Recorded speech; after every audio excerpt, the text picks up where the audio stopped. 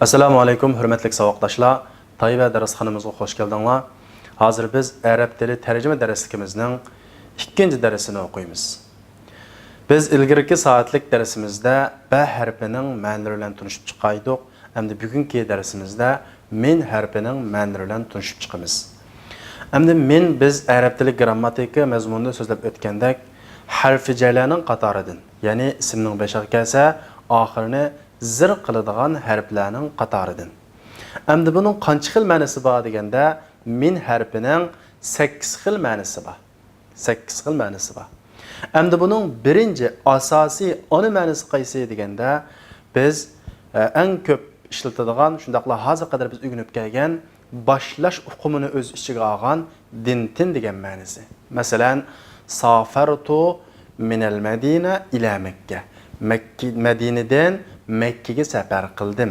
Bu jumlada Madinadan Makkaga safar qildim deganda, din degan mushu min shu birinchi asosiy ma'nosi. Buningda boshlash degan uqumchi o'zida bor. Demak, minning birinchi asosiy ma'nosi qaysi? Al-ibtida, al-ibtida, boshlash. Endi bu boshlash ma'nosi kelgan vaqtida minga nima deb tarjima beramiz deganda, boshlash ma'nosi kelgan minga agar urun ravishidan burun kelgan bo'lsa, tin degan ma'ni beramiz. Masalan, men bayatin keltirgan misaldagi o'xshash, safartu minal Madina ila Makka. Madinadan Makkaga safar qildim deganga o'xshagan. Bu ba'zi ahvollarda boshlab degan so'zimichu oshkora tarjima beriladi. Bu min vaqt ravishidan ilgari kelgan bo'lsa, ko'p hollarda boshlab degan tarjimasi qo'shib beriladi. Masalan, buning misollaridan taghayyabtu minal usbu'il madi. O'tgan haftadan boshlab qanday qildim? Kamidim, g'oyib kamidim, maktabga qanday qilmadim? Kamidim deganga o'xshagan. Demak, minningki birinchi asosiy ma'nosi ibtida, boshlash. Bu urun ravishidan ilgari kelsa, buningga dintin degan ma'nosi beriladi. Bir qism ahvollarda boshlab degan ma'nosini qo'shib beriladi. Agar bu vaqt ravishidan ilgari kelsa, buningga boshlab degan tarjimasi ko'p hollarda qo'shilib beriladi. Bir qism ahvollarda buningga dintin deb tarjima beriladi. Demak, birinchi asosiy ma'nosi din boshlab degan ma'nosi o'z ichiga oldi. Buni endi Qur'oni Karimdan bo'lgan misollar qarab boqadigan bo'lsak, Alloh taolaninki Subhanallazi asra bi'abdihi laylan minal masjidil haram. Subhana paktur allazi asra bi'abdihi özünün bandisini sayra qildirgan zot laylan kechada minal masjidil haram, masjidil haramdan. Demak, masjidil haramdan kechada özünün bandisi Muhammad alayhisolamni sayra qildirgan zot qanadir? Paktur. Bu yerdagi minal masjidil haramdagi minning ibtida, ya'ni boshlab degan ma'nosi bor. Masalan, masjidil haramdan boshlab ilal masjidil aqsa. Masjidil Aqsogacha kechada o'zining bandasini sayra qildirgan zot paktor degan ma'nodagi oyat. Demak, bu yerda bu urun ravishidan burun kelganligi uchun buni din deb tarjima qilsak kifoya bo'ladi. Endi bu vaqt ravishidan ilgari kelganning misoli la masjidun ussisa ala taqwa min awwal yawm. Endi haqiqiy namoz o'qishga tegishli bo'lgan musulmonlarga manfaat uchun qurilgan masjid qanday bo'ldi desa, la masjidun ussisa ala taqwa min awwal yawm. Min awwal yawm qarang, tunji kunisidan boshlab taqvolik ustiga qurilgan masjid. Qaranglar, bu yerda vaqt ravishidan burun kelganligi uchun boshlab degan tarjimasi bersak, texmo fasohatlik chiqadi. Tunji kunisidan boshlab taqvolik ustiga qurilgan masjid. Demak, minning birinchi asosiy ma'nosi ibtida, boshlash, din boshlab degan ma'nosini o'z ichiga oladi. Bu urun ravishi va vaqt ravishidan ilgari keladi deymiz. Endi ikkinchi ma'nosi qaysi deganda tab'iz ma'nosi bor.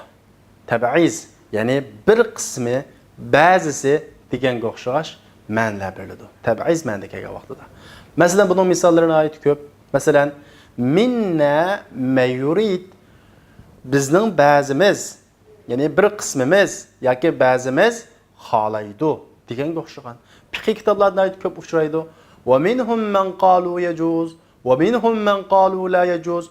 Ularning ba'zi to'g'ri dedi va ularning ba'zi xato, to'g'ri emas dedi deganga o'xshagan. Mana bu yerda tabiiz mansu bu yerda ba'zi bir qism degan tarjimasini qo'shib beramiz. Endi buningki misollarga qarab boqadigan bo'lsak, minhum man kallamalloh. Ularning ba'zi Allah ularning ba'zisiga qanday qildi? Gap qildi. Bu oyat karimada minhum ularning ba'zisi. Belki ularning ba'zisi deb tarjima qilamiz. Ya'ni o payg'ambarlarning ba'zisiga Allah qanday qilgan? Gap qilgan. Musa alayhissalom o'xshash. Endi bu minning uchinchi ma'nosi qaysi deganda bayanul jinsi. Turini qanday qilish uchun, bayon qilish uchun keladi. Min turini bayon qilish uchun keladi. Masalan, hada khatamun. Bu üzük desem, qanda üzük bu, tümür üzük mü? Bir tur bayan qılınmadı. Şunda o, bana bu şeyde min keladi. Hada khatamun min zahab. Bu oltundan bo'lgan yüzük. Yoki bu oltun üzük. Bununla hech qanday bu vaqtda din yoki tin degan tarjimani bermaylam, udul tarjima qilsak bo'ladi. Masalan, hada khatamun min fidda. Bu kumush üzük. Hada khatamun min zahab. Bu oltin üzük deganga o'xshagan. Chunki bu yerda turli bayon qilib bergachga, buningga din yoki ba'zi degan hech qanday tarjima berilmaydi, bu vositalar tarjima qilinadi. Ba'zi vaqtda din iborat, din bo'lgan degan tarjimachi qo'shilib qilinadi. Endi buning oyatdan bo'lgan bir misoli vajtanibur rijsa minal awthan. Vajtanibu yiroq turinglar, saqlaninglar nimadan? Nijisdan, nijosatdan. Endi nijosat degandan aytib ko'p narsani o'z ichiga oldi. Bu yerda bir tur bayon qilishga ehtiyoj yo'q. Nimadan? Minal awthan. Butlardan iborat nijisdan qanday qilinglar? Yiroq turinglar. Demak, bu yerdagi minning qanday ma'nosi bor? Turini bayon qilish ma'nosi bor. Endi minninki to'rtinchi ma'nosi ta'kidlash ma'nosi bor. Ta'kidlash ma'nosi bor. Masalan, hal min sual, hal min mazid, müşahideki minning nimani sual desanglar, bu jumlaning mazmunini kuchaytiradi. Hal min sual desam, sual bormi? Ya'ni har qanday sual bo'lsa, qashingizda sual bormi deganni bildiradi. Hal min mazid, texmi ko'p bormi? Har qanday bo'lib qolsa, texmi ko'p bormi degan. Demak, jumlaning mazmunini qanday qildi? Kuchaytiradi. Buningga hech qanday yoki dinning boshqa ortiq ma'no berilmaydi, lekin bu yerda minningki bir jumlaning mazmunini kuchaytirganlikdan iborat bir hukmni-chu bilib olsak bo'ldi. Masalan, buningki Qur'ondan bo'lgan misoli ma ja'ana min bashir deganga o'xshagan. Bizga hech qanday bir nim kelmadi, xush bishorat beruvchi kelmadi deganga o'xshagan. Bu ma ja'a min ahad. Hech qanday kishi yo'q. Hech qanday kishi qanday kelmadi deganga o'xshagan. Buning misollarimi nihoyatda ko'p keladi. Masalan, fiddari min ahad. Fiddari min ahad. Fil beyti min ahad. Desem uyda hech kim yo'q. Hech qanday odamchi yo'q. Bu jumla mazmunini qanday qildi? Kuchaytirdi. Endi 5-ma'nosi badal ma'nosi bor. 5-ma'nosi badal ma'nosi bor. Badal o'g'inning misoli Qur'on Karimdan aytsak, masalan, araditum bil hayatid dunya min al akhirah. Razı bo'ldinglarmi sizlar hayoti dunyoga minal axir, oxiratning o'rniga. Badal olib kelganda o'rniga, badaliga deb tarjima qilamiz. Akhaztul bayt min as-sayyara deganga o'xshagan. Uyni mashinaning o'rniga qanday qildim? Oldim. Bu yerdagi o'rni, ya'ni badal ma'nosi, badaliga deganga o'xshagan. Mush oyat karimani shunday tarjima qilamiz. Ya'ni oxiratning o'rniga hayoti dunyoga razı bo'ldinglarmi? Undan keyin minningki qanday ma'nosi bor deganda, 6-si zarfiyat ma'nosi bor. Zarfiyat ma'nosi, ya'ni o'rin yoki vaqt ravishini bildiradigan data deganga o'xshagan zarfiyat ma'nosi bor. Masalan, buning misollarini ayt ko'p. Masalan, ma'za khalaqu minal ard. Ular zamindan nima yaratdi emas, ular zaminda nima yaratdi. Ular zaminda nima yaratdi. Mana bu shakay vaqtda buning din ma'nosini berib qo'ysak, butunlay tarjimamiz qurushmaydi. Faqat buning qaysi ma'no bas keldi?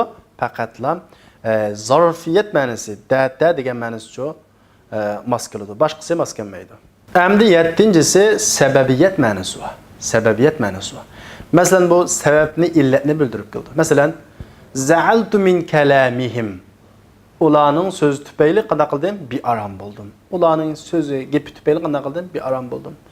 Ashku min alami ra'si. Beshimdagi og'riqi tufayli qanday qilaman? Shikoyat qilaman deganga o'xshaydi. Mana bundaq o'rinda biz buni qanday tarjima qilamiz? Sabab ma'nosini tufayli uchun degan tarjimani beramiz. Masalan, buning misoli Qur'on Karimdagi mimma xatiatihim ughriqu asli min. Shundaqo min ma. Yani ularning xatoligi tufayli ular qanday qildi? Ughriqu g'arq qilindirib o'tildi. Yani mimmani tufayli sabab ma'nosida tarjima qildik. En oxirgi 8-chi ma'nosi qanday ma'nosi deganda an ma'nosi, ya'ni mujovaza ma'nosi. Mujovaza. Endi xuddi an keldigan o'ringa min keladi. Masalan, buning misoli ya vaylana qad kunna fi ghaflatin min hada. Ya vaylana qad kunna fi ghaflatin min hada deganga o'xshagan. Masalan, bu yoqqa qaraydigan bo'lsaqmi, koshki biz bundan qanday ekanmiz? Bexabar g'aflat ekanmiz. Dediki, min haza bu minningki bu yerda minning hech qaysi ma'nosi tushmaydi agar o'zining ma'nosini bilib qolsak. An hada buningdan, ya'ni bir mujovaza ma'nosi bor. Bu anni texnik tushunish uchun buni anning ma'nosi so'ziga vaqtimizda texnik buni yaxshi tushunalaysizlar. Ya'ni bu yerda asli an kelish kerak. Demak bu yerda min xuddi an bildirgan ma'noni ifodalab, buningdan biz qanday ekanmiz? G'aflat ekanmiz. Deb bu yerdagi anni bildiradigan ma'noda keldi deymiz. Mana bu minningki 8 xil ma'nosi. Endi buni sizlar o'zingizlar bir obdan o'zlashtirib bo'lgandan keyin tuandagi mashqni ishlaysizlar. Tuandagi 8 xil jumlada minning 8 xil ma'nosi berilgan, shuni o'zaro tutashtirasizlar. Masalan, bunda o'rnak birini berdim. Ashtari thawban min al-harir. Yipakdan bo'lgan bir kiyimni qanday qildim? Sotib oldim. Ya'ni yoki ipak kiyimni qanday qildim? Sotib oldim. Bu yerdagi men qanday men? Albatta, kiyimning turini bayon qilib berish uchun kelgan min, ya'ni bayonul jins. Mushuning o'xshash munosib kelganni o'zaro tutashtirasizlar. Endi bugungi darsimiz ikkinchi qilib o'qiydigan mazmunimiz qaysi deganda fi. Endi fining hozir qadar biz qaysi mazmunni o'rgandik deganda finingki biz hozir qadar zarfiyat ma'nosini o'rgandik.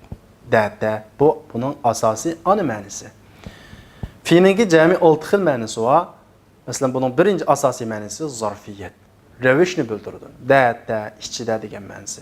Biz tunji qilib arab tilini o'rgangan vaqtda fi'ni shu zarfiyat ma'nosini o'rgatamiz. Bunun misolini aytib ko'p. Endi zarfiyat desak, o'rin vaqtni o'z ichiga oladi. Ikkilisi kelalaydi bu fi. Vaqtdimi, o'rindimi? Bunun misollarini aytib ko'p. Masalan, safara abi fi sabah. Dadam et deganda safar qildi. Fis sabah et deganda. Demak bu yerda vaqtda bir zarfiyat ma'nosini bildirib keldi. O'rinda kelmasan, wajadtul kitaba fil maktaba. Kitobni topdim, kutubxonada topdim. Bu shunga o'xshagan.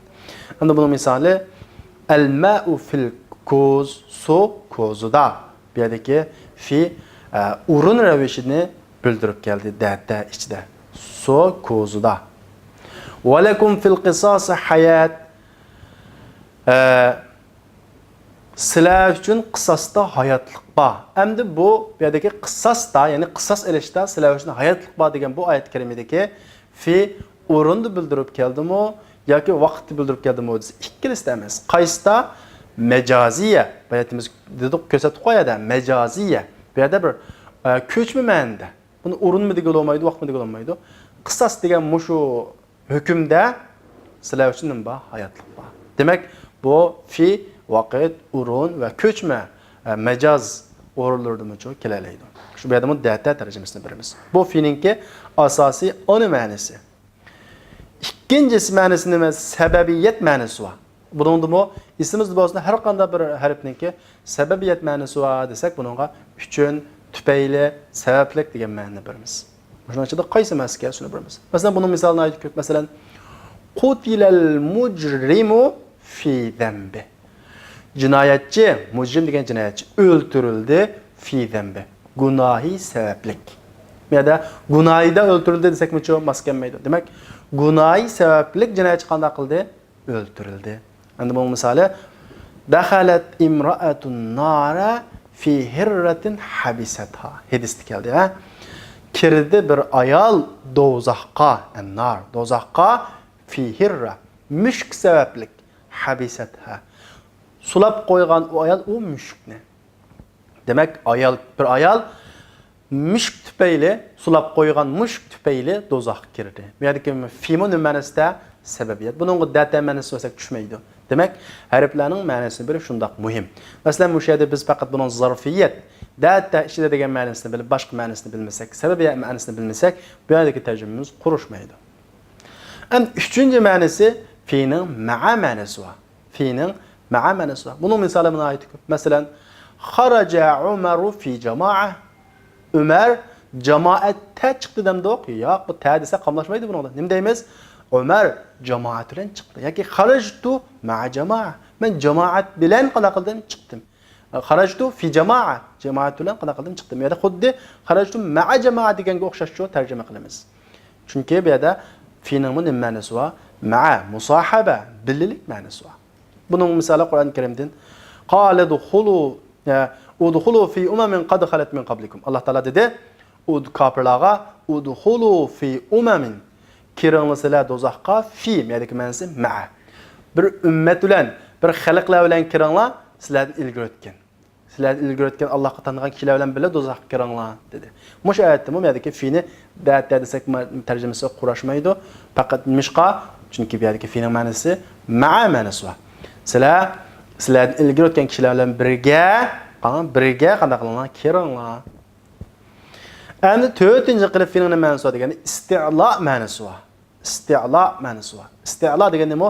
Ala ma'nosi. Isti'la deb kelsa, alaga qanday ma'no olsak shunday ma'no beramiz. Data ustida debchi. Bunun misollari buna ait ko'p. Masalan, sulibal mahkumu alayhi fi jaz'in nakhla. Masalan, hukm qilinguchi jinoyatchi, mahkum alayh degan jinoyatchi xurmining shexiga mexlandi deganga o'xshagan. Masalan, buning oyatda bo'lgan misoli wala usallibannakum fi juzu'in nakhla. Xurmining shexiga sizlar qanday qilaman? Mexlayman, osiman. Bu yerdagi xurmining shexi da desa qamlashamdi, qamlashmaydi. Ala juzu'in xuddi ala badi o'xshash tarjima qilamiz. Shunga data g'aqa. Masalan, xurmining shexiga qanday qilaman? Sizlarni bog'layman. Chunki bu yerda ala ma'nosi bor. Isti'la ala ma'nosi bor. Onundan keyin muqayasa, selishtirma ma'nosi bor. Selishtirma, qarg'anda, selishtirganda deganga o'xshagan tarjimani beramiz. Buning misoli fama mata'ud dunya fil akhirati illa qalil. Dunya manfaati fil akhira, oxiratda demaymiz adam. Oxiratga selishtirganda beşte ma keldiği nepini bildirdi. Onun illa keldiği birleştirip bunu mustat tercüme kılsak buludu. Dünya matası yani menfaati ahiretki seliştirganda azgın nerse. Emes dünya menfaati ahiretki seliştirganda fakat azgın nerse degan gap.